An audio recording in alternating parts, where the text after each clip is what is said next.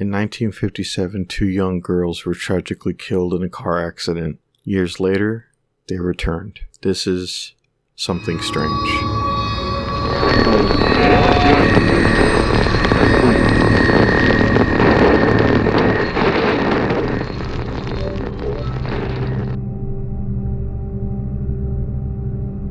It was in May of 1957. It was a small town in Hexham, in England. 11-year-old Joanna Pollock and her younger sister, 6-year-old Jacqueline, were on their way to church when they were struck by an erratic driver. Almost instantly, the two young sisters were killed. It was discovered later that the driver was a local woman under the influence of a number of drugs that had intentionally hit the children after being forcibly separated from her own kids. As you can imagine, John and Florence Pollock, their parents, were devastated. But then something strange happened. On October 4th, 1958, she gave birth to twin girls by the name of Jillian and Jennifer. There is no history of twins in either parent's family, and Florence's doctor had predicted a single birth, meaning the likelihood of twins was very low. Now, Jennifer had a small birthmark on her left hip, which mimicked a birthmark that Jacqueline had, and then she also had a birthmark on her forehead, which was similar to a small scar that Jacqueline had in the same spot. While the twins were identical, the pair had different birthmarks, which is considered highly unusual. So roughly when the twins were about 3 months old, the family relocated to Whitley Bay, which is east of Hexham. But as they got older, however, it became clear that Jillian and Jennifer seemed to remember Hexham in detail, despite not even growing up in a small town. When the family did return to Hexham when the girls were about 4 years old, the twins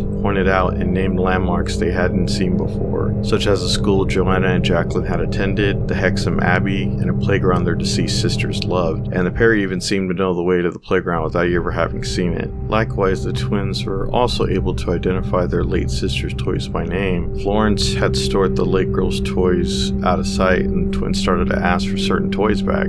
It was almost as if the twins remembered the toys as their own. And Florence and John also noticed that the twins had very similar personalities when compared to their older sisters. They even enjoyed the same games and foods as their late sisters. In the first few years, John had become convinced that Joanna and Jacqueline had been reincarnated as the twins, but Florence dismissed the idea. But when it came time when the twins were talking about the car accident, Florence quickly changed her mind. Florence overheard the girls that were playing some kind of a game where they recreated their sister's accident. Jillian was cradling Jennifer's head, telling her, "The blood's coming out of your eyes. That's where the car hit you." On some other occasion, Jillian pointed to Jennifer's birthmark on her forehead and told her that is the mark Jennifer got when she fell on a bucket. It's also worth noting that the twin girls appeared to have a fear of cars.